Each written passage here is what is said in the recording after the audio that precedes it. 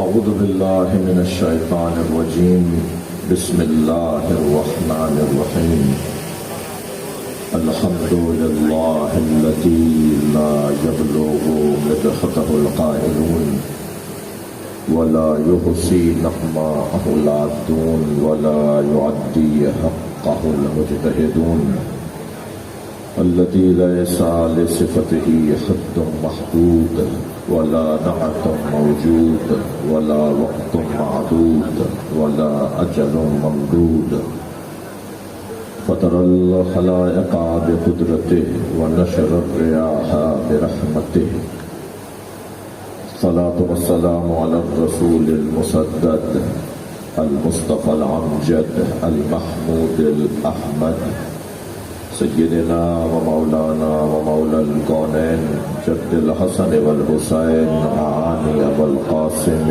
محمد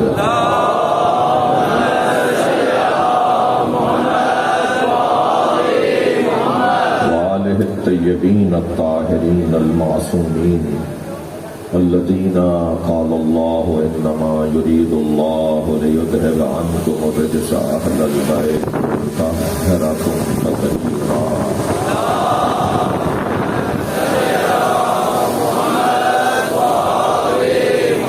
لعنة الله على أعدائهم أجمعين من يوم عداوتهم إلى قيام يوم الدين أما بعد قال الحكيم في القرآن الكريم بسم الله الرحمن الرحيم قل هل من شركائكم من يهدي إلى الحق قل الله يهدي للحق أفمن يهدي إلى الحق أحق أن يتبع أمن لا يهدي إلا أن يهدى فما لكم كيف تحكمون صلوات اللهم صل على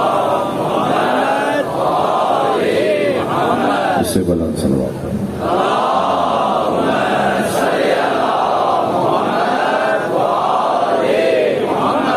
خاص حاجات کی برابری کے لیے ہمارے بھائی جناب عابد علی آرائی کے گھر اچھی نیک صالح اولاد کے لیے اپنی اپنی حاجات کو ذہن میں رکھتے ہوئے ایک بلند تر صلوات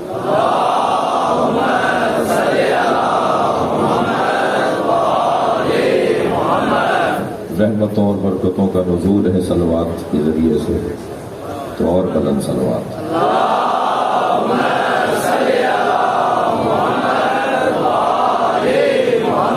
سورہ مبارکہ یونس ہے آیت کا نشان 35 ہے اللہ اپنے اس کلام میں اپنے حبیب سے فرما رہا ہے کہ تم ذرا مشرکوں سے پوچھو کہ کیا ان کے معبودوں میں یہ صلاحیت ہے کہ وہ اپنے مریدوں کو حق کی ہدایت کر سکیں قل اللہ یہدی للحق اے میرے حبیب کہہ دیجئے کہ اللہ ہی ہے جو حق کی طرف ہدایت عطا کرتا ہے افمن یہدی الی الحق احق ان یتبع امن لا یہدی الا ان یہدی پیروی اور اطاعت کے لیے وہ حقدار ہے کہ جو حق تک پہنچ چکا ہے یا وہ جو ابھی خود محتاج حق ہے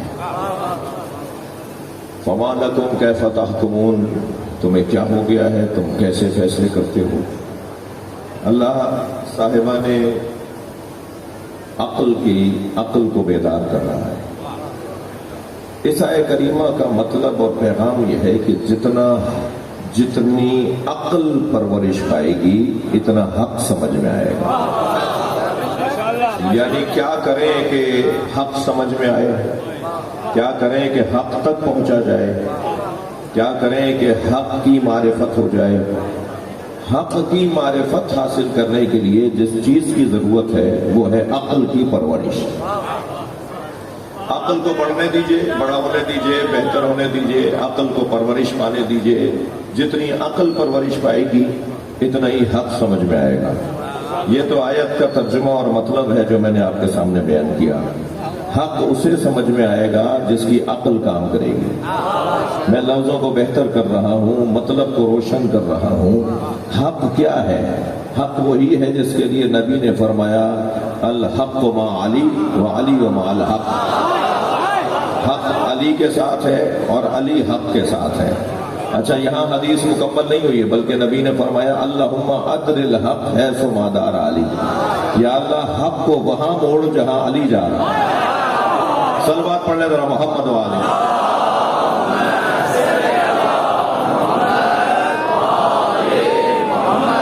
مطلب روشن ہو رہا ہے میرا نا؟ میرا محترم مجمع میرے ساتھ ہے، میرا سنی شیعہ میری جان میرے سنی میرے ساتھ ہے۔ یہ سندھ کی سرزمین اور قدیمی شہر ہے، یہاں کا اس خطے کا ہندو بھی مولائی ہے اور سنی تو ویسے ہی جاندار ہے، سمجھدار ہے، ہوشیار ہے، معاملہ فہم ہے۔ تو یہ جو حسن ہے ہمارے اس علاقے کا، اس میں مزید اضافہ ہو جائے اگر کچھ باتیں اور روشن ہو جائیں۔ ابھی میرے بھائی مولانا دوست علی صاحب رستے میں کچھ مجھے بتا رہے تھے اور وہ بالکل صحیح بتا رہے تھے۔ ہمارے امام بارگاہ پہلے بہت بڑے بڑے تھے، اب امام بارگاہ چھوٹے پڑ گئے ہیں۔ تو امام بارگاہ چھوٹا نہیں ہوا ہے، مولائیوں میں اضافہ ہو گیا ہے۔ مسلسل اہل بیت کے چاہنے والوں میں اضافہ ہے، اور یہی اضافہ در حقیقت حق آشنائی کا اضافہ ہے۔ اگر آپ آمادہ ہیں تو ایک اور نتیجہ دو۔ نبی نے فرمایا حق علی کے ساتھ، علی حق کے ساتھ، یا اللہ حق کو وہاں موڑ جہاں علی جا رہا۔ آپ حق کے عدد نکالیں تو 9 بنتے ہیں، اور فاطمہ کے عدد نکالیں تو 9 بنتے ہیں۔ سیدہ علی کے ساتھ ہے، علی سیدہ کے ساتھ ہے، اور علی کیونکہ سیدہ کے شوہر ہیں تو علی آگے چلیں گے، سیدہ پیچھے چلیں گے۔ یا اللہ حق کو وہاں موڑ جہاں علی جا رہا۔ تو اب طے یہ ہوا کہ حق تک پہنچنا ہے، حقیقت تک پہنچنا ہے۔ محترم مجمع میرے ساتھ توجہ کے ساتھ بیٹھا ہوا ہے۔ ہم سب خوبیوں کی تلاش میں، ہم سب فضائل کی تلاش میں، ہم سب کمالات کو ڈھونڈ رہے ہوتے ہیں، ہم سب حسن اور جمال کی طرف ہیں۔ کسی کے نزدیک کمال علم ہے تو وہ اہل علم سے دوستی کرتا ہے، کسی کے نزدیک کمال شہرت ہے تو وہ مشاہیر سے تعلقات بناتا ہے، کسی کے نزدیک کمال سخاوت ہے تو وہ سخیوں سے تعلقات بناتا ہے، کسی کے نزدیک کمال سخاوت ہے تو وہ سخیوں سے، کسی کے نزدیک کمال شجاعت ہے تو وہ بہادروں سے دوستی کرتا ہے، کسی کے نزدیک کمال منصب اور کرسی ہے تو وہ صاحبان منصب سے دوستی کرتا ہے، کسی کے نزدیک کمال حسن ظاہری ہے تو وہ حسینوں کے دروازے پہ نظر آتا ہے۔ اللہ نہیں چاہتا تھا کہ لوگ در در کی ٹھوکریں کھائیں، اللہ نے ایک ہی گھر میں سارے کمال رکھ دیا۔ علم ان سے زیادہ کسی کے پاس نہیں ہے، ان سے زیادہ امت مصطفیٰ میں کوئی عالم نہیں ہے۔ یہ تو میں نے امت والوں سے بات کر رہا ہوں اس لیے کہہ دیا، ورنہ کوئی حضرت نوح سے پوچھے کہ علی کیا ہے، ورنہ کوئی حضرت آدم سے پوچھے کہ مولا علی کا مقام کیا ہے۔ ساری انسانیت میں بعد از نبی اگر کوئی سب سے بڑا عالم ہے تو مولا علی کی ذات ہے۔ اللہ، رسول اللہ، علی، ترتیب یہی بنے گی۔ اس بات کو سنی بھی مانتا ہے۔ کیسے؟ سنی میرا بھائی کہتا ہے کہ علی خلیفہ بلا فصل ہے مگر باطنی اعتبار سے، اور شیعہ کہتا ہے کہ علی خلیفہ بلا فصل ہے باطنی اور ظاہری دونوں اعتبار سے۔ یہ جو ہم کلمہ پڑھتے ہیں نا خلیفۃ بلا فصل، یہ سنی کا بھی عقیدہ ہے مگر باطنی اعتبار سے، یعنی کمالات میں نبی کی جگہ جو آ کے بیٹھا ہے وہ علی ہے۔ انتظامی معاملات میں 3 دور گزرے، مگر ان تینوں ادوار میں جو انتظامی امور تھے، معاملات تھے، ان میں بھی علی ہی سے مشورہ رہا۔ علی مولا ہی بتائیں گے کہ حق اور سچ کیا ہے اور صحیح رستہ کون سا ہے اور کیسے کامیابیوں کو حاصل کرنا ہے۔ تو پہلا عنوان سب سے بڑا عنوان ہے، توجہ۔ میرا سوال یہ ہے کہ فضیلتوں میں صدارت کس فضیلت کی ہے؟ بھائی سخاوت بھی فضیلت، شجاعت بھی فضیلت، آسمانی کرسیاں یعنی نبوت رسالت یہ بھی فضیلت۔ ساری فضیلتوں میں کون سی فضیلت ہے جسے صدارت حاصل ہے؟ وہ ہے علم۔ یعنی اگر پیسے کا استعمال اور ہاتھ کا کھلا ہونا پایا جاتا ہو اور علم نہ ہو، پیسے بہت خرچ کرتے ہیں، جو پیسہ ان کے پاس آتا ہے وہ بانٹ دیتے ہیں، مگر یہ جو بانٹنے کی عادت ہے یہ بغیر علم کے اگر ہوا تو پھر یہ سخاوت نہیں کہلائے گی، فضول خرچی کہلائے گی۔ علم ہے جو اس سخاوت کا عنوان دلواتا ہے۔ بھائی جتنا پیسہ آیا بانٹ دیا، یہ علم ہے جو کنٹرول کرے گا کہ کس کو دینا ہے، کتنا دینا ہے، کیا دینا ہے۔ یعنی ہاتھ کا کھلا ہونا علم کی بنیاد پر ہو تو سخاوت، اور ہاتھ کا کھلا ہونا جہالت کی بنیاد پر ہو تو فضول خرچی۔ ایسے ہی بازوؤں کا زور اگر علم کی بنیاد پر ہو تو شجاعت، اور بغیر علم کے اگر طاقت کا استعمال کریں گے تو دہشت گردی۔ دہشت گردی میں اور شجاعت میں کیا فرق ہے؟ دہشت گرد وہ بن جاتا ہے جس کے ہاں طاقت تو ہوتی ہے مگر علم نہیں ہوتا۔ آپ ایسے ہی عزت کا مطلب لیجئے، عزت ایک فضیلت ہے، غیرت ایک فضیلت ہے، مگر عزت اور غیرت بھی اس وقت میں عزت اور غیرت کہلائے گی کہ جب اس پر حاکمیت علم کی ہو، ورنہ عزت کے نام پر ذمہ داریوں سے فرار سامنے آئے گا، غیرت کے نام پر ظلم سامنے آ جائے گا۔ وہ کون سی چیز ہے جو غیرت کے نام پر ظلم سے روکے، اور وہ کون سی چیز ہے جو عزت کے نام پر ذمہ داریوں سے فرار کو روکے؟ وہ ہے علم۔ علم حاکم ہو جائے گا۔ اب میری اور آپ کی سب کی مشترکہ ضرورت کیا بنی؟ علم۔ ہمارے پاس کچھ بھی نہ ہو اور علم ہو تو گویا سب کچھ ہے، اور ہمارے پاس سب کچھ ہو اور علم نہ ہو، بڑی عنایت بات چلی گئی نا میری، تو پھر کچھ بھی نہیں ہے۔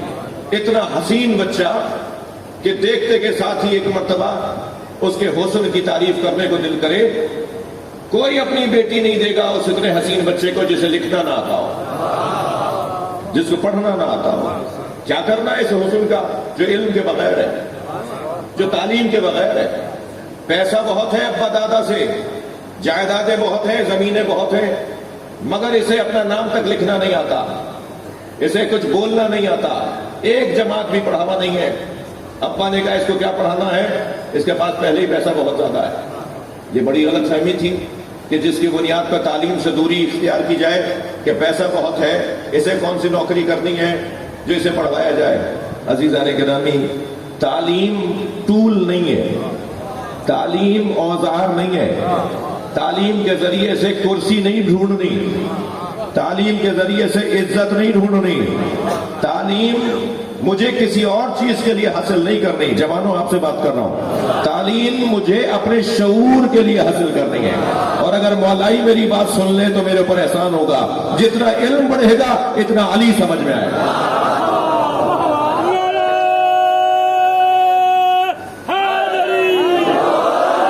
اتنا اہل بیت سمجھ میں آئیں گے جتنا علم بڑھے گا۔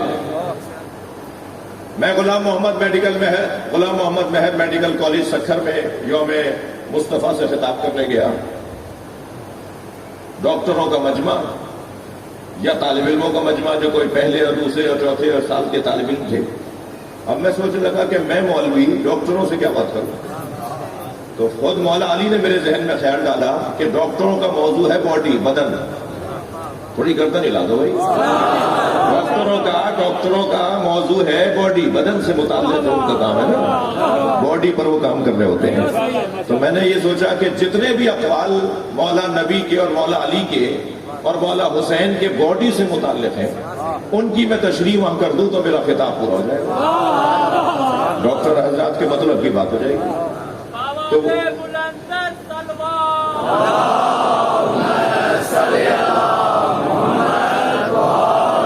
تھوڑی سی التماس کر سکتا ہوں آپ سے آگے آنے کے لیے؟ ایک سلوات پڑھتے ہوئے کچھ آگے آ سکے تو ایک سلوات پڑھنا ہے، تھوڑا آگے آ جائے، عنایت کریں میرے اوپر۔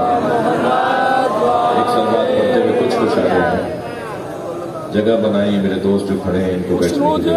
قائم آل محمد علیہ السلام بلند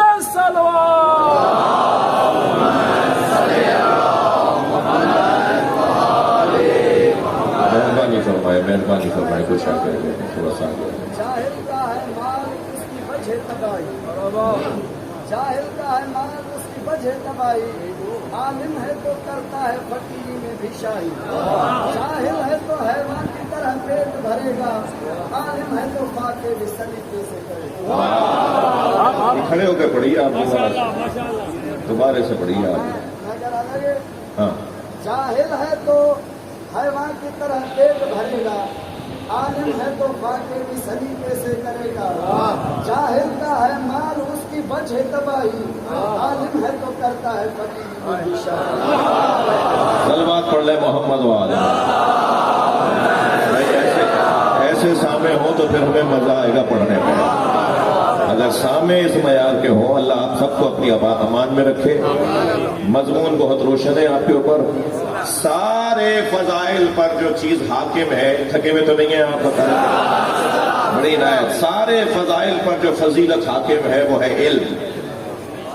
اور مولا کائنات سے جب کسی نے پوچھا مولا ہمارے نزدیک آپ کی ایک فضیلت یہ ہے کہ آپ نے بدر کو فتح کیا، مولا آپ نے خیبر کو فتح کیا، مولا آپ نے خندق کو فتح کیا، دنیا میں کوئی سورما ہے ہی نہیں جو علی سے پٹا نہ ہو، جو بھی علی کے سامنے آیا ہے وہ پٹ کر گیا ہے۔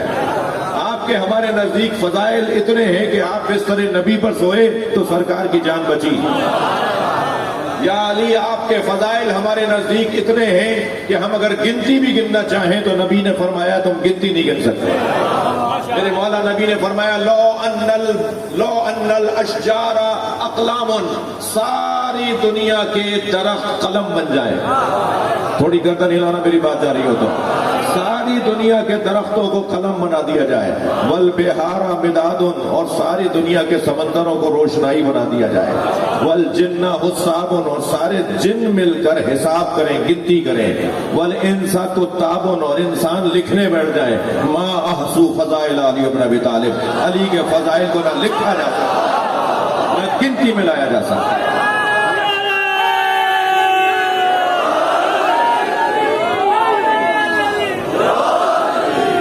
مولا کے فضائل ہم گن نہیں سکتے، مولا کے سامنے مولا کے فضائل کی گنتی اگر گننے لگے تو ہماری بس کی بات نہیں ہے، ہمارے اندر طاقت توانائی نہیں ہے کہ ہم مولا کے فضائل گنیں، ٹھیک ہے۔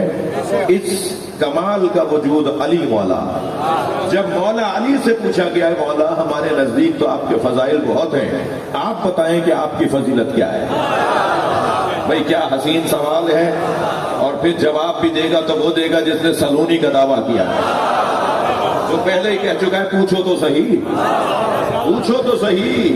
اب یہاں بھی میرا ترجمہ کچھ اور ہے، اکثر علماء و ذاکرین نے ترجمہ کیا ہے سلونی سلونی قبل ان تفقدونی، پوچھو پوچھو اس سے پہلے کہ میں دنیا سے چلا جاؤں۔ میں اس کا ترجمہ ذرا ہٹ کے کرتا ہوں، میں ترجمہ یہ کرتا ہوں کہ سلونی سلونی قبل ان تفقدونی، پوچھو پوچھو اس سے پہلے کہ میں دنیا سے چلا جاؤں نہیں، بلکہ پوچھو پوچھو اس سے پہلے کہ تم مر جاؤ۔ میں تم سے فاقد نہیں ہوں گا، تم مجھ سے فاقد ہو جاؤ گے۔ صلوات پڑھ لے محمد و آلہ۔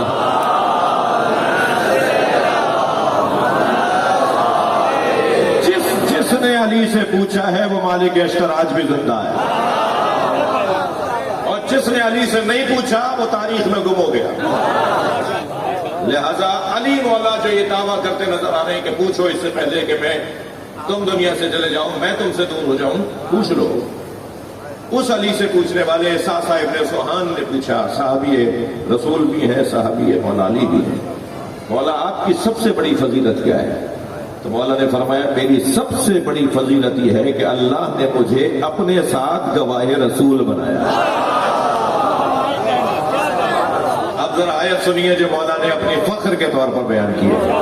وَيَقُولُ الَّذِينَ، سورہ مبارکہ رات آیت نمبر 43، وَيَقُولُ الَّذِينَ كَفَرُوا لَسْتَ مُرْسَلًا، جنہوں نے کفر اختیار کیا وہ کہتے ہیں اور کہتے رہیں گے کہ اے رسول آپ بھیجے ہوئے رسول نہیں ہیں، اے عبداللہ کے بیٹے آپ بھیجے ہوئے رسول نہیں ہیں۔ جنہوں نے کفر اختیار کیا وہ کہتے ہیں اور کہتے رہیں گے کہ آپ بھیجے ہوئے رسول نہیں ہیں۔ قل، تو ان سے کہہ دیجئے کفا باللہ شہیدن بینی و بینکم، میرے اور تمہارے درمیان گواہی کے لیے اللہ کافی ہے۔ ومن عندہ علم الکتاب، اور دوسرا گواہ اللہ کے علاوہ دوسرا گواہ وہ ہے جس کے پاس پوری کتاب کا علم ہے۔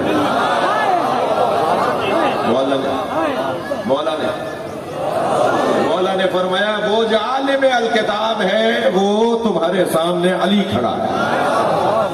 سب سے بڑی فضیلت مولا نے بیان فرمائی کہ میں آسمانی ساری کتابوں کا عالم ہوں۔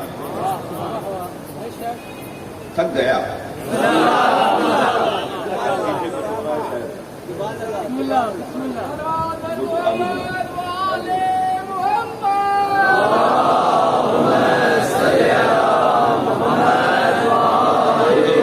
صحت و سلامتی کے لیے ہمارے جو معمر شخصیات ہوتی ہیں ان سے اپنی رونق ہے مجلس اور محفلوں میں، ان کی صحت و سلامتی کے لیے بلندتر صلوات۔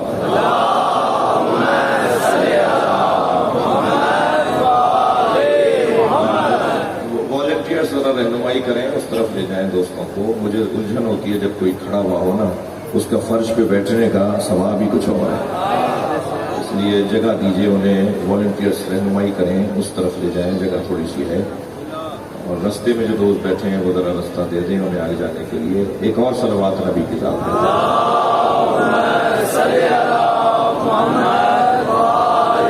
اور بلند صلوات۔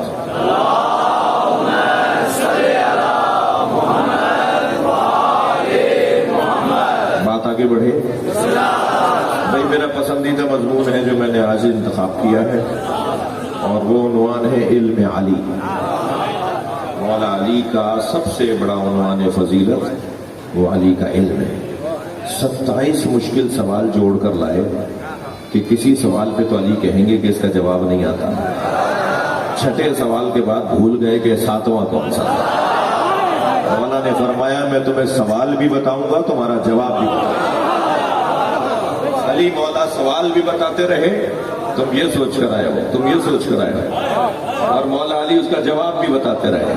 تو جب 27 کے 27 سوالوں کے جواب علی نے بتا دیے تو ایک شخص نے کہا آپ کا علم نبی کے علم کے برابر ہے، جیسا نبی کا علم ہے ایسا ہی آپ کا علم ہے۔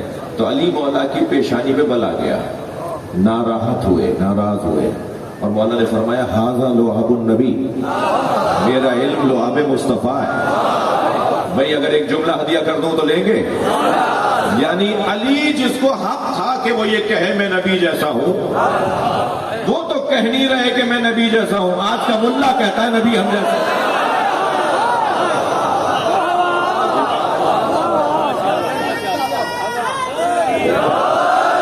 اتنا بڑا مجمع بیٹھا ہے، ہم میں کوئی نبی رسول امام تو نہیں ہے نا؟ ایسا ہی ہے نا؟ ہم سب ایک جیسے ہیں نا؟ کوئی معصوم نہیں بیٹھا ہوا، کوئی نبی رسول امام نہیں بیٹھا ہوا۔ میں آپ سے اپنے آپ سے بات کر رہا ہوں، تو جو ایک جیسے ہیں اللہ نے انہیں ایک جیسا نہیں بنایا، کوئی بھی تو کسی جیسا نہیں ہے، ایسا ہی ہے نہیں؟ انتہائی اہم کاغذات کے اوپر دستخط کے بعد ہم سے انگوٹھا لگوایا جاتا ہے، چاہے وہ ڈبل پی ایچ ڈی ہو تب بھی انگوٹھا لگائے گا۔ وہ دستخط کرتا ہے پھر کہتے ہیں کہ انگوٹھا بھی لگاؤ، اور اب تو یہ انگوٹھا لگوانے والے انگوٹھا بھی آپ کا پکڑتے خود ہی لگاتے ہیں۔ ارے بھائی ہم نے دستخط کر دیے، پڑھے لکھے ہیں، تم انگوٹھا کیوں لگوا رہے ہو؟ تو انہیں بھی نہیں پتا ہوتا جس کی لاجک کیا ہے، اور اس کی وجہ یہ ہے کہ دستخط پھر جعلی ہو سکتا ہے، اللہ کا بنایا ہوا جعلی نہیں ہو سکتا۔ دنیا میں اربوں انسان ہے نا، اگر دنیا میں اربوں انسان ہے تو کسی کا کسی سے انگوٹھا نہیں ملتا، تو ذہن ایک جیسا کیسے ہوگا؟ سوچ ایک جیسی کیسے ہوگی؟ کردار ایک جیسا کیسے ہوگا؟ جب ہم ایک جیسے نہیں ہیں تو نہیں ہے نا۔ یہ کیا بات ہوئی کہ وہ ہم جیسے ہیں؟ عزیزو، اسلام دین مساوات نہیں ہے، आला का पढ़ा लिखा मजमा, आला का मुंतखब मजमा और दूर दराज से आए हुए मेहमान हैं। इस्लाम दीन मुसावात नहीं है, गलत पढ़ाया जा रहा है। इस्लाम दीन मुसावात, मुसावात में सबको बराबर किया जाता है। थोड़ी गर्दन हिलाओ भाई जा रही है। मुसावात का तो तकाज़ा ये है कि सब बराबर हो जाए। तो इस्लाम तो बराबरी की बुनियाद पर, इस माना में बराबरी की बुनियाद पर नहीं आया। जिन चीजों को फजीलतों का उन्वान बनाया गया था, नबी ने कहा कि ये फजीलत का उन्वान नहीं है। किसी अरब को अजम पर फजीलत नहीं है, किसी अजम को अरब पर फजीलत नहीं है, किसी मिसाल के तौर पर पंजाबी को सिंधी पर फजीलत नहीं है, किसी सिंधी को पठान पर फजीलत नहीं है। देखा जाए मुत्तकी कौन है। तो अब उन्वान बराबरी का इस माना में है कि बेहैसियत इंसान सब बराबर है। सांस लेते हैं ना, हमारे बदन में खून दौड़ रहा है, इस बुनियाद पर हम सब बराबर हैं। लेकिन क्या इस बुनियाद पर बराबरी का मतलब यह है कि हर एक को पेश नमाज बनाने के लिए आगे खड़ा कर दें? क्या अब इनके पीछे नमाज पढ़ेंगे? जी, जब हम 2 रकत की नमाज जो मेरे रब से ताल्लुक है, थके तो नहीं है ना? जब मेरे रब के साथ रिश्ता बन रहा है, ताल्लुकात अच्छे हो रहे हैं, जब मेरा जाती मसला 2 रकत नमाज पढ़ रहा हूं, तो हर एक को मैं आगे खड़ा नहीं कर सकता। लफ्जों को और बेहतर कर रहा हूं, जो जुज वक्ती इमाम हर एक नहीं बन सकता, तो कुल वक्ती इमाम हर एक को कैसे बना दें? जो कुल वक्ती इमाम है उसका मयार तो और ऊंचा हो जाए। ठीक हो गया? इस्लाम दीन मुसावात नहीं है। फिर जो जुमला मैं आपसे तकरार कर रहा हूं, इस्लाम दीन अदल है। बड़ी नायत, इस्लाम दीन अदल है। अदल का तकाजा तफरीक है, अदल का तकाजा फर्क डालना है। वो ये नहीं है, ये वो नहीं है। जहां ये वाली बात आ जाए ना कि वो इसके बराबर नहीं है, वो उसके बराबर नहीं है, उसकी फजीलत ज्यादा है, उसकी फजीलत कम है, जहां ये गुफ्तगू आएगी वो अदल की गुफ्तगू है। इस्लाम दीन अदल है, इस्लाम दीन मुसावात नहीं है। और मैं मौलाइयों से बात कर रहा हूं, अलम के साए में बैठने वालों से बात कर रहा हूं। इस्लाम दीन मुसावात नहीं है, दीन अदल है। और अहले बैत का मकतब दीन अदल भी नहीं है, दीन मुवासात है। इन बच्चों के लिए अर्ज करूंगा, एक लफ्ज है मुसावात, एक लफ्ज है अदल, एक लफ्ज है मुवासात।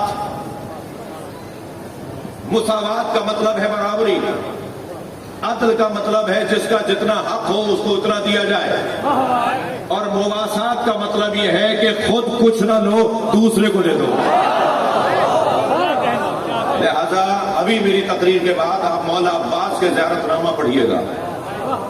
हजरत मौला अब्बास के ज़ियारतनामे में मौला अब्बास के अलकाब में से एक लक़ब है अल-मुवासी, जो खुद के लिए नेमतों को इस्तेमाल न करे और जो खुद के लिए नेमतें मिली हो वो किसी और को दे दे, उसे मुवासी अब्बास कहते हैं।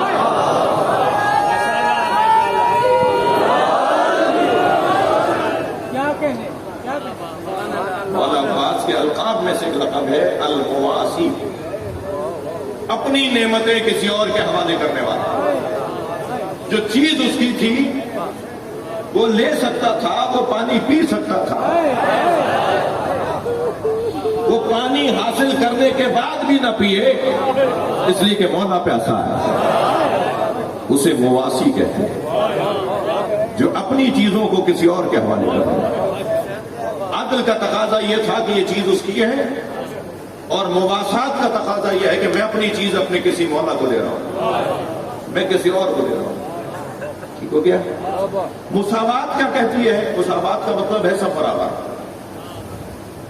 बराबर का मतलब तो वो जो मतलब है लिया जाए कि सब एक जैसे हैं, सब एक जैसे हैं, तो भाई सब एक जैसे नहीं है। जिस जाविये से तुम्हें किसी ने बताया होगा ये वो जाविया निगाह नहीं है, सब बराबर नहीं है। मुसावात वालों का आपको मिजाज बताऊं, दो चार ही माशाल्लाह माशाल्लाह कह रहे हैं। मुसावात वालों का मिजाज बताऊं, دو بچوں نے اسکول میں داخلہ ساتھ لیا، ایک ذہین ہوشیار محنتی، ایک نکما کن ذہن۔ جو ذہین تھا محنتی تھا اس نے 1 سال میں کئی کلاسیں پاس کی اور 3 سالوں میں وہ میٹرک تک آ گیا، اور جو کن ذہن تھا نکما تھا محنتی نہیں تھا اس نے کئی سالوں میں بھی 1 کلاس پاس نہیں کی اور بے مشکل وہ تیسری میں آ گیا۔ ایک آ گیا وہاں جو جس نے محنت کی تو وہ میٹرک تک آ گیا۔ اب دونوں پہ وقت ایک جیسا لگا، پیسہ ایک جیسا لگا، اسکول کی محنت ایک جیسی ہوئی، ٹیچر نے محنت ایک جیسی کی، مساوات والے لوگ آ گئے، دونوں کا ریکارڈ دیکھ کر کہنے لگے ایک ہی تاریخ میں داخلہ ہوا ہے، ایک جیسا ان پہ خرچہ ہوا ہے، انہیں تو 1 کلاس میں ہونا چاہیے۔ تو اساتذہ نے کہا کہ کیا کریں، یہ محنتی ہے یہ 10ویں میں آ گیا، یہ محنت نہیں کرتا تو تیسری میں آ گیا۔ کہنے لگے نہیں، مساوات کا تقاضا یہ ہے دونوں برابر ہو۔ تو انہوں نے کہا حضور آپ ہی بتا دیجئے کیسے برابر کریں۔ تو جب ان پہ ڈالی تو کہنے لگے ہاں یہ تیسری والا تو میٹرک میں چل نہیں سکتا، میٹرک والے کو تیسری میں لے آؤ۔ آپ نے دیکھ لیا مزاج، یہ خود تو محمد جیسے ہو نہیں سکتے، کہتے ہیں محمد ہم جیسے۔ صلوات پڑھ لیں محمد و آل محمد۔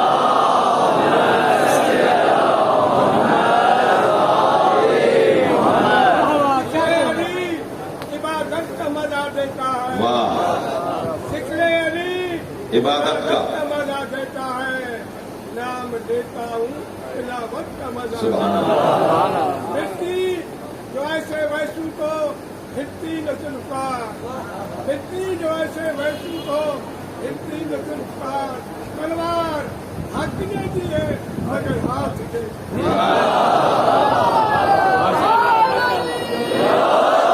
یہ بھی میرے موضوع سے متعلق روائی ہے۔ اگر اللہ ذوالفقار سب کے لیے برابر اتار دیتا تو ذوالفقار کاٹتی ہے مگر زور دے کر۔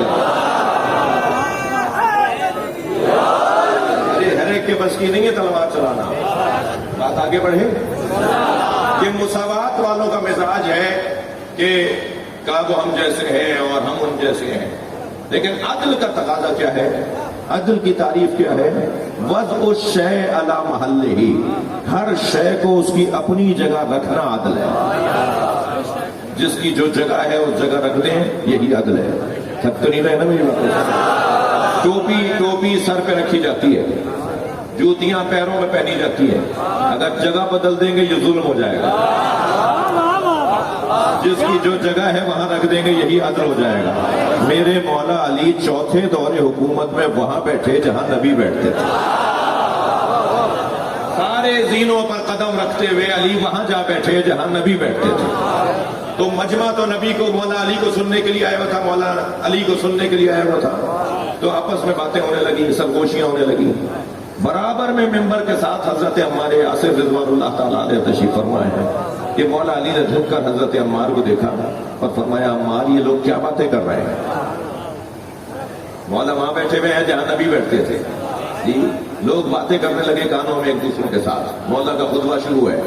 میرے مولا علی نے جھک کر دیکھا عمار یہ کیا باتیں کر رہے ہیں؟ تو حضرت عمار نے فرمایا یا علی یہ باتیں کر رہے ہیں کہ آپ وہاں بیٹھ گئے جہاں نبی بیٹھتے تھے۔ تو میرے مولا نے خطبہ دیتے ہوئے ممبر پہ ہاتھ مارا، فرمایا ما ھذا الآباد، یہ لکڑیوں کا ڈھیر کیا ہے؟ انا راکب کتف النبی، یہ لکڑیوں کا ڈھیر کیا ہے؟ میں نبی کے دوش پر بھی بیٹھا ہوں۔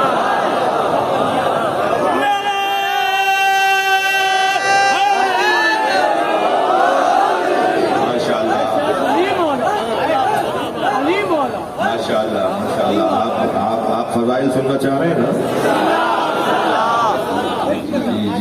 جی جب مولا علی نبی کے دوش پہ سوار ہوئے بت توڑنے کے لیے، نبی نے یہ کیوں نہیں کیا کہ علی میں تم پہ سوار ہو جاؤں؟ یہ بھی تو ہو سکتا تھا نا۔ سرکار فرماتے علی میں تمہارے دوش پہ کھڑا ہو کر بت گرا دیتا ہوں، تو یہ کیوں نہیں کیا؟ مولا نبی نے یہ کیوں کیا کہ تم میرے دوش پہ سوار ہو جاؤ؟ اس لیے کہ اگر توجہ چاہوں گا، اس لیے کہ اگر مولا نبی مولا علی پر شانوں پر کھڑے ہو کر بت توڑتے نا تو علی کے وزن پر ایک وزن آ جاتا، جو وزن وہ وزن ہے جو قرآن کو برداشت کر رہا ہے۔ اور پھر ایک بڑی علت تو یہ ہے کہ پھر نبی تو سمجھ میں آتا، علی کیسے سمجھ میں آتا؟ تو مولا علی سے فرمایا میرے دوش پہ سوار ہو جاؤ۔ اب مولا علی جب دوش پہ سوار ہو کر بت گرا رہے تھے نا، بڑے شان سے بت گرا، اچھا یہ کام یا یہ کر سکتے تھے یا وہ کر سکتے تھے؟ بت گرانے کا کام یا نبی کر سکتے تھے یا علی کر سکتے تھے؟ اگر کوئی خفا نہ ہو تو جملہ کہہ دوں، بت گرانے کا کام وہی کرے گا جن کا بتوں سے تعلقات نہ رہے، جن کا بتوں سے کوئی واسطہ ہی نہ رہا۔ تو یا نبی گرا سکتے تھے یا علی گرا سکتے تھے۔ اب جب نبی کے دوش پر علی کھڑے تھے تو میرے مولا نبی کی آواز آئی، یا علی خود کو کتنا بلند محسوس کر رہے ہو؟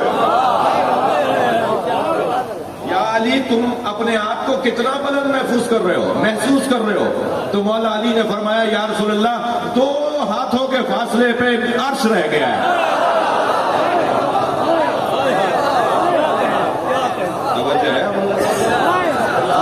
بات آگے جائے، ایک صاحب کہنے لگے مولانا آپ لوگ تقریریں کر دیتے ہیں اور فضائل پڑھ دیتے ہیں، بعد میں آپ کا اندازہ نہیں ہوتا کہ اس کا نتیجہ کیا نکلے گا، لوگ کیا سوچیں گے۔ تو پہلی بات تو میں یہ جواب دے دوں کہ ہم لوگوں کے سوچنے کے محتاج نہیں ہیں، ہم تو اس بات کے محتاج ہیں کہ میرا مولا ہم سے راضی ہو جائے۔ اچھا بھائی لوگ کیا سوچیں گے، آپ بتا دیجئے کیا سوچیں گے؟ تو کہنے لگے لوگ سوچیں گے کہ دوش نبی پہ تو مہر نبوت تھی، آپ نے مہر نبوت پر علی کو سوار کروا دیا۔ تو میں نے کہا جی مجھے مولانا محمد اسماعیل دیوبندی صاحب کا جملہ یاد آ رہا ہے۔ مولانا اسماعیل دیوبندی صاحب کا اسی منزل کا بڑا حسین جملہ ہے، مناظر تھے نا، مناظر لوگوں کا دماغ بہت چلتا ہے، فی البدی جملہ کہہ دیتے ہیں۔ تو مولانا محمد اسماعیل دیوبندی نے فرمایا کہ قرآن پہ قرآن رکھ دو تو نیچے والے قرآن کی توہین نہیں ہے۔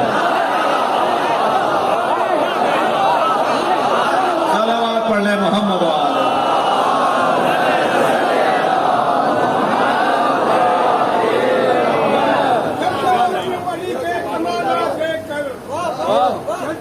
چلتے ہو کیوں علی کے کمالات دیکھ کر، عزت خدا بھی دیتا ہے علی کے کمالات دیکھ کر، عزت خدا بھی دیتا ہے نصری تو میرے مولا کو خدا سمجھتے ہیں، نصری تو میرے مولا کو خدا سمجھتے ہیں، جھوٹ بولتے ہیں مگر سچ کا مزہ۔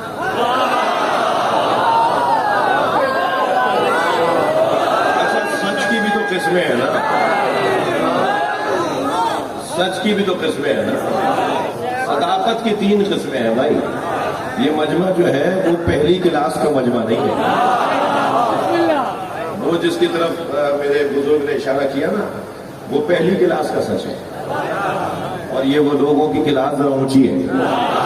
ہم کچھ اور صداقت دیکھنا چاہتے ہیں، ہم تو علی سے علی کو سمجھنا چاہتے ہیں، ورنہ میں اور آپ بیان کریں گے نا تو بند گلی میں ہی جائیں گے۔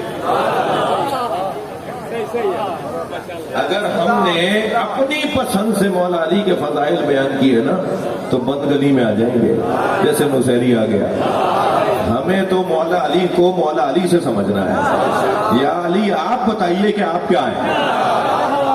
توجہ ہے حضرات کی، تھکے تو نہیں ہیں بھائی؟ بڑا اچھا ماحول ہو گیا ہے، بڑے میرے بزرگ نے مجھے سہارا دے دیا، میں اس منزل پہ آ گیا میرے بزرگ کی وجہ سے۔ خود علی سے پوچھیں کہ علی کیا ہے، تو علی مولا فرماتے ہیں اللہ اکبر، کفا بی عزا ان اکون لک عبدا، مجھ علی کی سب سے بڑی عزت یہ ہے کہ یا اللہ میں تیرا بندہ۔ بھائی تھکیں گے نہیں، میں مولا کا مناجات سنا رہا ہوں۔ کفا بی عزا ان اکون لک عبدا، مجھ علی کی سب سے بڑی فضیلت یہ ہے کہ یا اللہ میں تیرا بندہ۔ وکفا بی فخرا ان تکون علی ربا، اور علی کا سب سے بڑا فخر یہ ہے کہ تو علی کا رب ہے۔ تھکیں گے نہیں، میں اس کے بعد کے 2 جملے سنا رہا ہوں۔ الہی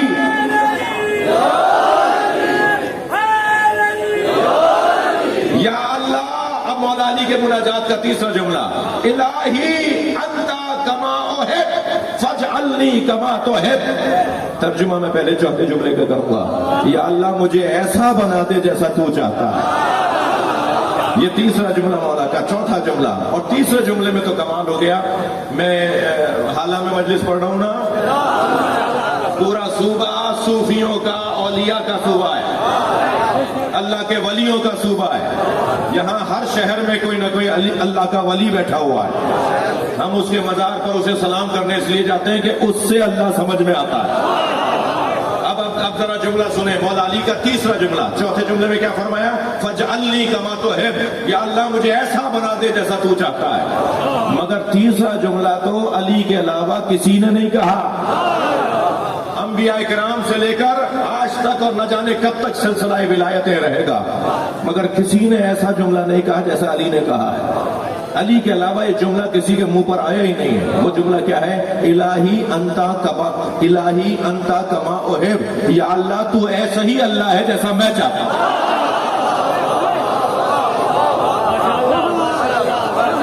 नहीं, मेरी बात शायद नहीं गई।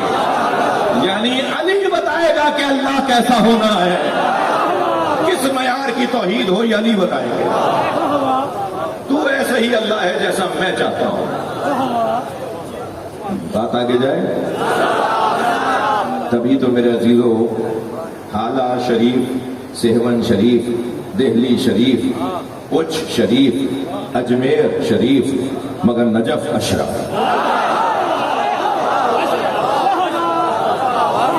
सलावत पढ़ने मोहम्मद और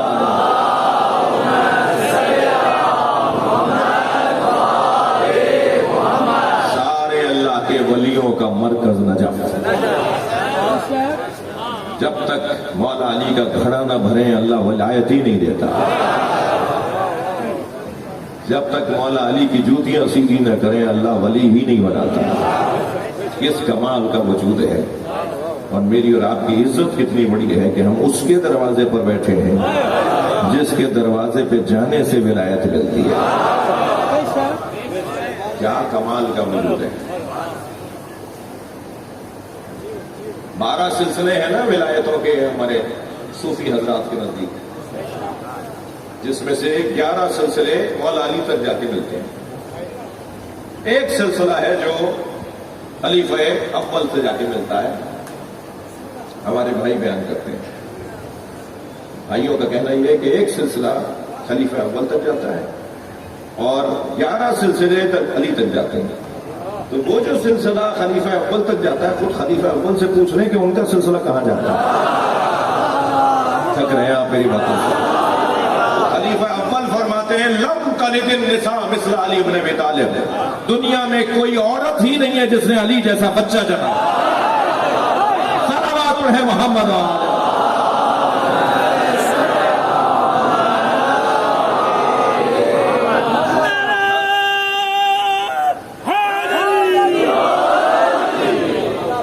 कर लिया आपने।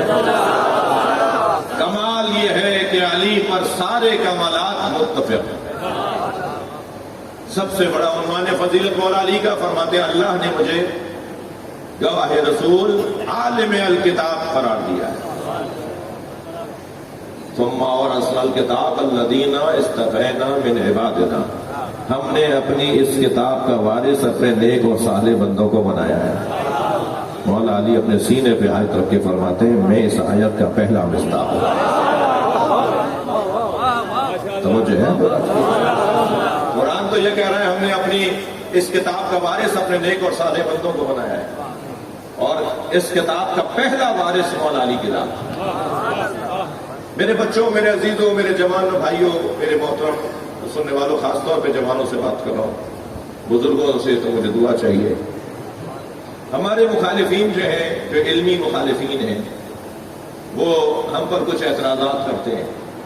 कुछ तो उनकी बातें सही हैं जिन्हें हमें सही करना चाहिए, ठीक है, कुछ बातें। अलबत्ता हमारा मिजाज नहीं है उनके ऊपर तबसरे करना, क्योंकि तबसरे किसी पर वही करता है जो उस पर गौर कर रहा होता है। क्योंकि हम पर गौर हो रहा होता है तो फिर हमारे पर तबसरे भी हो रहे होते हैं, और हम किसी पर गौर ही नहीं कर रहे होते, इसलिए हम किसी पर तबसरे भी नहीं करते। ورنہ اگر ہم غور کرنا شروع کر دیں تو پھر تبصرے تو ہمارے پاس کچھ زیادہ ہی ہے، مگر یہ ہمیں سکھایا نہیں گیا ہے، ہمارا یہ طریقہ نہیں ہے، ہمارا یہ سلیقہ نہیں ہے. ہم تو اپنے اوپر غور کرتے ہیں، ہم کسی اور پہ غور نہیں کرتے. ٹھیک ہے، تو ہم پر جو غور کر رہے ہوتے ہیں ان کی کچھ باتیں ٹھیک ہیں جنہیں ہمیں ٹھیک کرنا چاہیے. بڑے فراغ دلی سے میں بول رہا ہوں، میں ذمہ دار شخص تو نہیں ہوں پاکستان کی شیعت کا، مگر پاکستان کی تشیع میں غیر ذمہ دار بھی نہیں ہوں.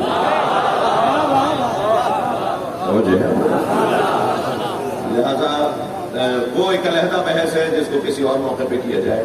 کچھ باتیں ایسی ہیں جو ہماری طرف کہ بھئی یہ بات آپ کیا وہ بات، تو ہمیں وہ ماننا چاہیے، اسے ٹھیک کرنا چاہیے. انسان ہے اور ایک جدوجہد کی زندگی ہے، مسلسل کوششوں کی زندگی ہے، تو اسے ہمیں ٹھیک کر لینا چاہیے.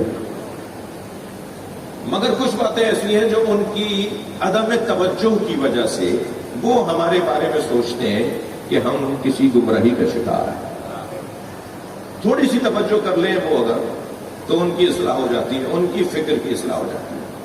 اس کی بھی میں نے کوئی لسٹ بنائی ہے، 60-70 چیزیں ہیں جو مناظروں میں ائمہ کے زمانے سے، پھر غیبت صغریٰ اور کبریٰ کے اندر شیخ صدوق، شیخ مفید کے زمانے میں اور آج کے زمانے میں وہی باتیں تکرار ہو رہی ہوتی ہیں. تو ان پر جوابات بھی دیے جا چکے ہیں، ان پہ محنتیں بھی بہت ہو چکی ہیں. ایسے ہی میں آپ کا خادم اسی حلیے میں پوری دنیا میں کیونکہ رہتا ہوں، ہر سفر میں یہی حلیہ میرا ہوتا ہے، اور کوئی سفر ایسا نہیں ہوتا جو برابر میں کوئی آ کے نہ بیٹھے اور وہ آ کر یہ نہ کہے کہ آپ شیعہ مولوی ہیں، آپ سے سوال کر لو. تو میرا پہلا جواب یہ ہوتا ہے کہ میں پہن کے اس لیے پھر رہا ہوں کہ آپ سوال کر لیں. کوئی تو بات کریں ہم سے، آپ خود سے ہمارے بارے میں فیصلے کر رہے ہیں، ہم سے تو بات کریں. البتہ ایک شخص ہے جو سوشل میڈیا پر، یوٹیوب چینلز میں مجھے نام لے لے کے کہہ رہا ہے کہ شہنشاہ حسن نقوی کو میرے سامنے لا کے بٹھاؤ تو 10 لاکھ روپے انعام دے دوں گا. کوئی 10,000 کے چکر میں مجھے لے نہ جائے وہاں. تو میں انہیں بھی ہوشیار کرنا چاہ رہا ہوں کہ ہمیں قرآن نے کہا ہے کہ بات ان سے کرو جو جاہل نہ ہو. قرآن اجازت ہی نہیں دے رہا تمہارے ساتھ بیٹھنے کو، ورنہ تو تم سے بڑوں سے نمٹ چکا ہوں. تم تو بہت چھوٹے ہو، تم تو جس کے سیکٹری، اچھا میں جس کو سنا رہا ہوں نا وہ سن رہا ہے. آپ نے تو شاید 90% لوگوں کو نہ پتا ہو میں کہاں بول رہا ہوں، لیکن اب حالہ میں بات آ گئی ہے تو آپ کہہ دیتا ہوں. تو جسے میں جواب دے رہا ہوں وہ شاید آج ہی پہنچے گا، سب سے پہلے اس کے پاس کلک پہنچے گا. تو میں اس سے کہہ رہا ہوں کہ تمہارے جس کے ساتھ پھرتے ہو نا، جس کی جوتیاں اٹھاتے ہو، وہی میرا مقابلہ نہیں کر سکتا.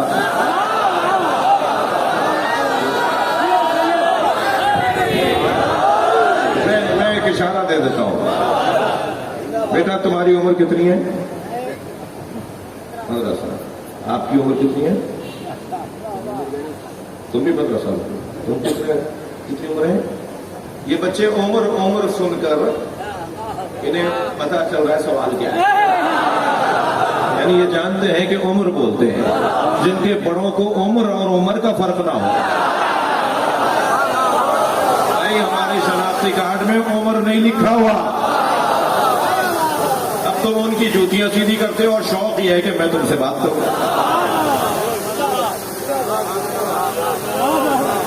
تو ان سے تو ہم بات نہیں کریں گے جن کے لیے قرآن نے ہمیں روک دیا. اذا خاطبهم الجاهلون قالوا سلاما.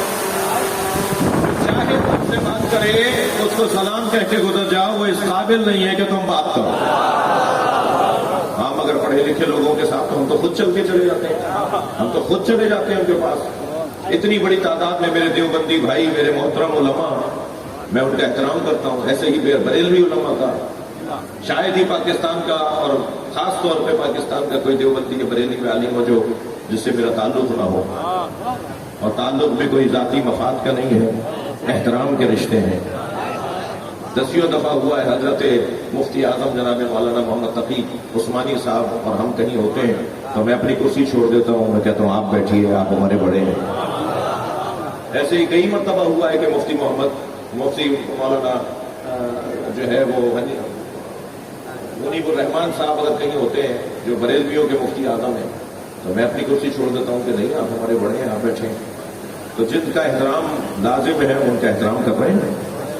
لیکن جن کا احترام ان کے گھر والے نہیں کرتے، جن کا حال اپنے گھروں میں خراب ہے، وہ ان سے ہمارا کیا تعلق ہے؟ تو بات روشن ہے میری آپ کی.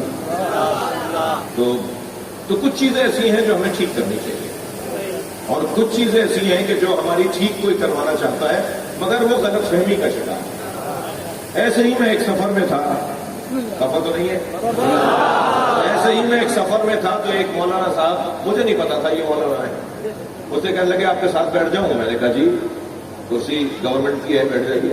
جہاز کی کرسی تھی، پی آئی اے کا جہاز تھا. میں نے کہا جی بیٹھ جائیے، میری تو نہیں ہے، بیٹھیے، مجھے تو اچھا لگے گا آپ میرے ساتھ بیٹھیں. تو کہنے لگے کچھ باتیں بھی ہو جائیں. میں نے کہا بسم اللہ. کہنے لگے آپ کے شرک بہت ہوتا ہے، آپ شیعوں کو سمجھائیں کہ وہ شرک نہ کریں، مسلمان ہو جائیں. ہاں میں نے کہا جی آپ ایک دو مثالیں بتا دیجئے تاکہ میں جاتا رہتا ہوں، چلا جاؤں تو بتانے ان کو، میں ان سے جا کے کہوں گا جی یہ ٹھیک کر لیجئے، وہ ٹھیک کر لیجئے. تو کہنے لگے مثلاً آپ کے ہاں تغرے بنائے جاتے ہیں، فریم بنائے جاتے ہیں، گاڑیوں پہ لکھا جاتا ہے علی وارث، تو یہ آپ کیا شرک ہو رہا ہے؟ تو میں نے کہا حضور یہ شرک کیسے ہے؟ کہنے لگے اللہ وارث ہے. تو میں نے کہا جی اللہ وارث ہونے پہ تو کوئی بحث ہی نہیں ہے، اللہ تو علی کا بھی وارث ہے. اللہ کے وارث ہونے پہ کسی نے کوئی بات کہی ہے کیا؟ یعنی ہمارے یہاں کبھی کہا گیا ہے کہ اللہ وارث نہیں ہے؟ اگر اللہ وارث ہونے کا کوئی انکار کرے تو وہ کافر ہے. مگر یہ آپ کہہ رہے ہیں علی وارث، کہہ رہے ہیں علی وارث ہے یا اللہ وارث ہے. میں نے کہا یہ آپ ٹکرا رہے ہیں دونوں کو، آپ اللہ اور علی کا جھگڑا تو آپ ڈال رہے ہیں نا، یہ مسئلہ ہی نہیں ہے جو آپ سمجھ رہے ہیں. میں نے کہا اچھا حضور آپ نے قرآن پڑھا ہے؟ کہنے لگے میں حافظ قرآن ہوں. میں نے کہا پھر تو میری مشکل آسان ہو گئی، آپ مجھے سورہ مبارکہ الانبیاء کی 105ویں آیت سنا دیجیے.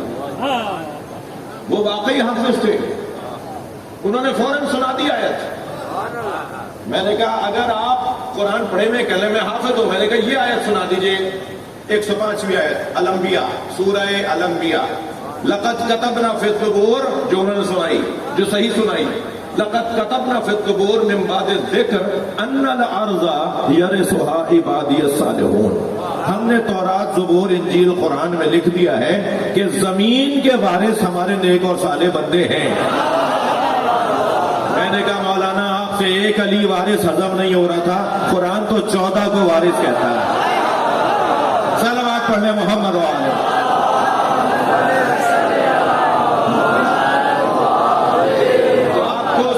تعجب نہیں ہونا چاہیے، آپ یقین جانیے. وہ کہنے لگے یہ آیت میں نے اس انداز سے پڑھی نہیں تھی، یہ آیت میں نے پڑھی 10 دفعہ ہے مگر اس انداز سے نہیں پڑھی تھی جس انداز سے آپ دیکھیں. میں نے کہا قرآن کہہ رہا ہے کہ زمین کے وارث ہم نے نیک اور صالح بندوں کو بنایا ہے، تو ایک بھی نہیں، ایک علی نہیں، 14 وارث، ایک سے زیادہ، 3 سے زیادہ، جمع کا صیغہ ہے کہ ہم نے زمین کا وارث اپنے نیک اور صالح بندوں کو بنایا ہے. تو کہاں غلط ہے بھائی؟ کہنے ہاں یہ آیت میں نے پڑھی مگر اس انداز سے میں. تو یہ ایک واقعہ بڑا حسین ہے. امام جعفر صادق علیہ الصلوۃ والسلام، امام اعظم ان کے اور مولا کے مناظروں میں اور گفتگو میں ایک واقعہ بڑا حسین ہے. جب مولا صادق نے انہیں کچھ آیتیں یاد دلائی کہ یہ آیت، تو کہنے لگے کہ جی ہاں یہ آیت تو پڑھی تھی مگر اس انداز سے مجھے نظر نہیں آئی. تو پھر حضرت نے ایک اور آیت کی تلاوت فرمائی. حضرت نے فرمایا کہ یہ جو آیتیں تو تمہارے سامنے ہیں، افلا یتدبرون القرآن ام علی قلوب اقفالها. تم نے قرآن پہ تدبر کیا ہے یا تمہارے دلوں پہ مہر لگی ہوئی ہے؟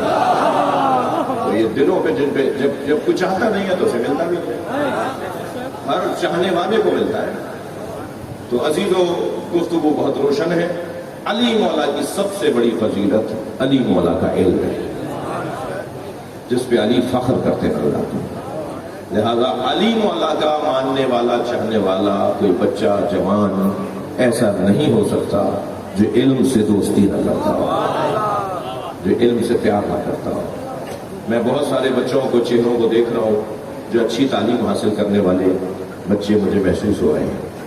میری گزارش ہے، عاجزانہ محبت بھرا جملہ آپ سے کہہ رہا ہوں کہ حصول علم میں اتنی دقت اور اتنی محنت کرو کہ پاکستان میں نہیں ورلڈ میں ممتاز بن جاؤ. تمہیں وہ میڈل ملنے چاہیے جو عالمی سطح کے میڈل ہو.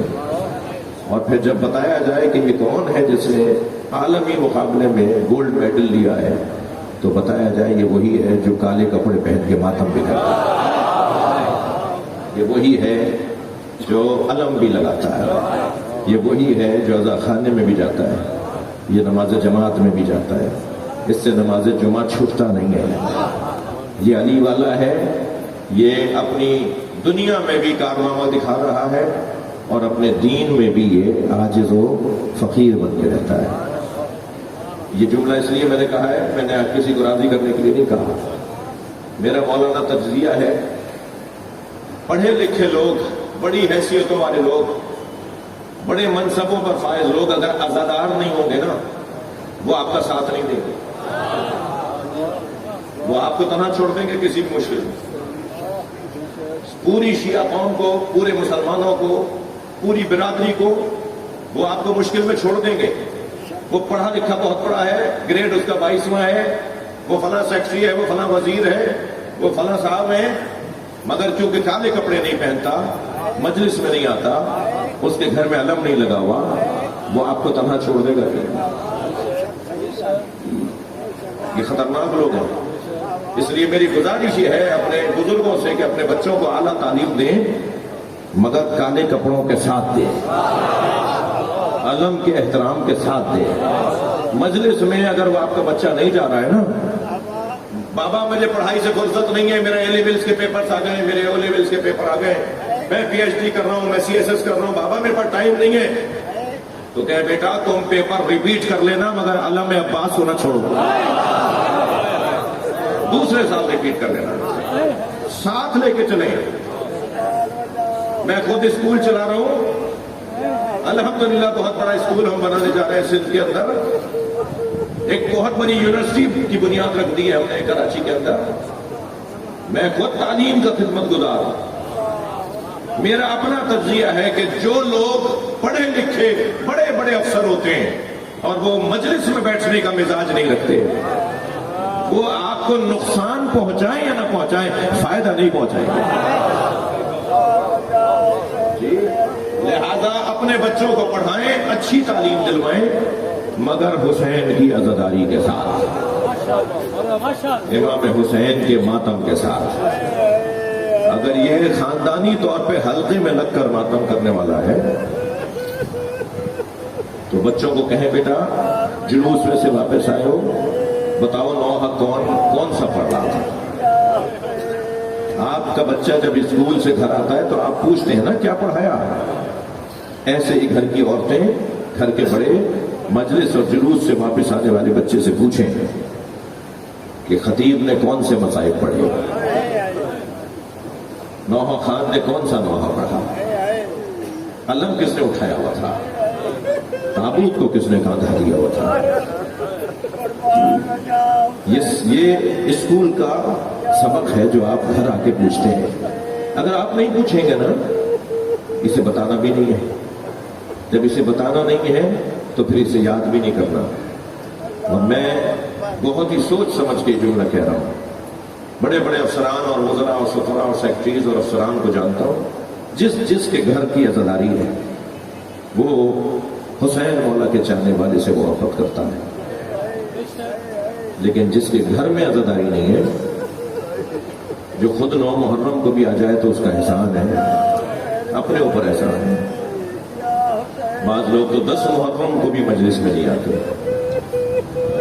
میں ہوشیار کر رہا ہوں اپنی قوم کو, میرے سنی بھائی, اور پھر جہاں میں بات کر رہا ہوں وہاں کا تو سنی بھی عزادار ہے. میں تو سنی شیعہ سے بات کر رہا ہوں, آپ سب سے بات کر رہا ہوں. حسین کی ماں انتظار کر رہی ہوتی ہے کہ میرے بچے کو ہونے والا کون آیا ہے. مجلس اعظم میں عاجزی کے ساتھ بیٹھنے کی ضرورت ہے. میں مجلس کے باہر, فرش کے باہر کچھ بھی ہوں, کوئی بھی ہوں, مگر مجلس میں جب آ گیا ہوں تو فقیر حسین مولا کا فقیر ہوں. میرے بچوں جب مجلس میں بیٹھا کرو, اگر آنسو نہ آ رہے ہوں تو اللہ سے آنسو مانگا کرو، یا اللہ ایک قطرہ مجھے آنسوؤں کا دے دے۔ یہ جو قطرہ عشق ہے نا امام حسین کے مصائب میں آنسو ہے نا، یہ ہمیں بہت کام آئیں گے۔ بڑا قیمتی سرمایہ ہے، جیسے غم حسین میں بہنے والا آنسو ہوتے ہیں۔ اور جب رو رہے ہو نا، خاص طور پہ بڑے اجتماعات میں جیسے آج ہے، تو آتے جاتے کسی کو دھکا نہ لگ جائے، کسی کو کہانی نہ چپ جائے، کیا معلوم اللہ کا کون ولی آیا ہوا ہوگا، کیا معلوم کس کا میں نے پیر پہ پیر رکھ دیا۔ مجلس میں میری بہنیں بھی بیٹھی ہوئی ہیں، خواتین بھی بیٹھی ہوئی ہیں، جب گریہ ہو رہا ہو تو خیال رہے کہیں برابر میں بیٹھی بھی حسین کی ماں نہ ہو، اس لیے کہ علامہ مجلسی اجرکم اللہ لکھتے ہیں کہ سیدہ مجلس میں آتی ہیں، فی یدہا خلقۃ، اور بی بی کے ہاتھ میں رومال ہوتا ہے، تصم دموع الباکین، رونے والوں کے آنسوؤں کو جمع کر کے اجرکم اللہ اجرکم اللہ، اور ان کے ساتھ ایک 4 سالہ بچی بھی آئی، اور وہ بچی روتے ہوئے لوگوں کو دیکھ کر دادی سے پوچھتی ہے، دادی یہ ایسے کیوں رو رہے ہیں؟ تو بتایا جاتا ہے، بیٹا یہ تمہارے بابا حسین کو رو رہے ہیں۔ تو عجب نہیں وہ بچی کہتی ہو، دادی کاش یہ کربلا میں ہوتے تو میرا بابا ایسے نہ مارا جاتا۔ اجرکم اللہ اجرکم اللہ۔ آپ کی آوازیں بلند ہو گئی، آنکھوں میں آنسو آ گئے۔ اللہ اس شہر پر اپنا رحم نازل فرمائے، یہاں رہنے والوں پر اپنا کرم نازل فرمائے۔ چلے میرے ساتھ کچھ دیر کے لیے کربلا چلے۔ عاشور کا دن ہے، عصر کا وقت ہے، ایک مسافر ہے جو کوفے کا رہنے والا ہے، 6 مہینے کے بعد وہ کوفے میں داخل ہوا۔ کیا دیکھا، کوفے کی دکانیں بند ہیں، بازار بند ہے، کوئی مرد نظر نہیں آ رہا، کوئی چہل پہل نظر نہیں آ رہی۔ سوچتا ہوا گھر میں داخل ہوا کہ کیا کوفے میں کوئی مصیبت آ گئی، کوئی تعاون آ گیا، کوئی بیماری آ گئی، یہ کوفے والے کہاں چلے گئے؟ وہ کہتا ہے گھر میں داخل ہوا تو بیٹی نے بڑھ کر استقبال کیا۔ تو بیٹی سے پہلا سوال یہ کیا، بیٹا کوفے والے کہاں چلے گئے؟ تو بیٹی نے کہا بابا جلدی دوبارہ سے تیار ہو کر آپ دوبارہ گھر سے چلے جائیے، کچھ فاصلے پر ایک بیابان ہے جسے کرب و بلا کہتے ہیں، وہاں ایک باغی نے خروج کیا ہے، حاکم کا اعلان یہ ہے کہ اس باغی کو اگر کوئی مرد مارنے نہ گیا تو اسے سزا دی جائے گی۔ کہیں بابا ایسا نہ ہو مخبری ہو جائے کہ آپ کوفے میں تھے اور باغی کو مارنے نہیں گئے، بابا جلدی چلے جائیے۔ عبداللہ ابن عفیف ازدی کہتا ہے میں نے بیٹی سے پوچھا بیٹا اس باغی کا نام کیا ہے؟ کہ بابا باغی کا نام نہیں بتایا گیا، بس اتنا بتایا گیا ہے کہ ایک باغی ہے اسے مارنا ہے۔ عبداللہ کہتا ہے میں دوبارہ سے گھوڑا تیار کر کے نکلنے لگا، جب گھر سے نکلنے لگا تو بیٹی نے رخصت کرتے ہوئے کہا بابا جنگ پر جا رہے ہیں اور جنگوں میں مال غنیمت بھی ملتا ہے، اگر مال غنیمت میں عقیق یمنی مل جائے، یمنی پتھر مل جائے تو میرے لیے لے آئیے گا، میں گلے کا ہار بنانا چاہتی ہوں۔ اجرکم اللہ۔ عبداللہ کہتا ہے میں کوفے سے کربلا روانہ ہوا، جب کربلا پہنچا تو عاشور کا دن تھا، عصر کا وقت تھا، میں نے عجیب منظر دیکھا، ایک زخمی بوڑھا جو لاشوں پہ لاشیں اٹھا چکا، جس کا امامہ کھل کے اس کی گردن میں آ گیا، جس کے بدن پہ زخم اتنے لگ چکے ہیں کہ وہ کسی بھی وقت گھوڑے سے گر جائے، مگر اس کا جلال ایسا تھا وہ جہاں گھوڑا موڑتا تھا فوجیں بھاگنے لگتی تھی۔ میں نے ایک بھاگتے ہوئے سپاہی سے پوچھا کہ یہ تو اکیلا ہے تم اس سے ڈرتے کیوں ہو؟ تم تو ہزاروں کی تعداد میں ہو، یہ اکیلا ہے تم اس سے ڈرتے کیوں ہو؟ تو وہ بھاگتے ہوئے کہنے لگا یہ ایک بھی ہوتے ہیں تو لشکر ہوتے ہیں۔ دوسرے نے کہا اس کے ایک بھائی کا نام عباس تھا۔ عبداللہ کہتا ہے پھر مجھے سمجھ میں نہیں آیا کہ آخر یہ کون ہے جسے مارنے کے لیے میں بھی آیا ہوں، مگر وہ کہتا ہے مجھے اتنا پتا تھا کہ میں اسے ماروں گا تو جنگ ٹھنڈی پڑ جائے گی، بس یہ آخری فرد رہ گیا ہے جسے مارنا ہے، سارے لوگ اسے مارنا چاہتے تھے۔ عبداللہ کہتا ہے میں نے بھی اپنا گھوڑا ان کے گھوڑے کے پیچھے لگایا کہ کیسے ہی موقع ملے تو میں تلوار چلا کر ان کا سر اتار دوں۔ کہتا ہے کہ میں ان کے گھوڑے کے چند ذرا کے فاصلے پر رہ گیا، اتنا میرا گھوڑا قریب آ گیا تھا کہ گھوڑا جست لے، گھوڑا ایک جست لگائے تو ان کے گھوڑے کے برابر آ جائے اور پھر میں تلوار چلا دوں۔ عبداللہ کہتا ہے میں نے گھوڑے کو جست دینے کے لیے تلوار نکالی تو ایک مرتبہ مڑ کر انہوں نے مجھے دیکھا اور کہا عبداللہ قریب آؤ۔ عبداللہ کہتا ہے میرے ہاتھ پیر کانپنے لگے، یہ کون ہے جو میرے نام سے جانتا ہے؟ میں رک گیا تو پھر آواز آئی عبداللہ قریب آؤ۔ कहता है मुझे घबराहट बढ़ने लगी तो उन्होंने हाथ से अंगूठी उतारी और कहा ये अकीक़ यमनी है, अपनी बेटी को जाके देना और कहना मैं बागी नहीं हूं, नबी का नवासा हुसैन। अजरुकम अल्लाह, अल्लाह आपको कोई गम न दे। बस आखिरी जुमले, गिरिया हो गया ज़रा। अब्दुल्ला को जैसे ही पता चला ये हुसैन वाला है, फौरन मौला की हिफाजत करने के लिए मौला के गिर चक्कर काटने लगा, तलवार निकाल के दुश्मनों को दूर करने लगा। इमाम हुसैन की आवाज आई, अब्दुल्ला चले जाओ, कूफे चले जाओ। क्या मौला मैं आपको तन्हा छोड़कर कैसे चले जाऊं? क्या अब्दुल्ला चले जाओ। कुछ दिन बाद मेरी बहन ज़ैनब आई थी, उसे चादरें लाकर दे देना। नबी ज़ादियां बेमतना वो चादर होंगी, कूफे का बाजार होगा, अहले बैत की तशहीर होगी। अल्लाह लअनतुल्लाह या अल्लाह इन आवाज़ों पर रहमत नाज़िल फरमा, रोने वालों के तहफ़्फ़ुज़ात में इज़ाफ़ा फरमा, बानियान मजलिस के रिज़्क़ में इज़्ज़त में इज़ाफ़ा फरमा, हम सब की आक़िबत में खैर फरमा।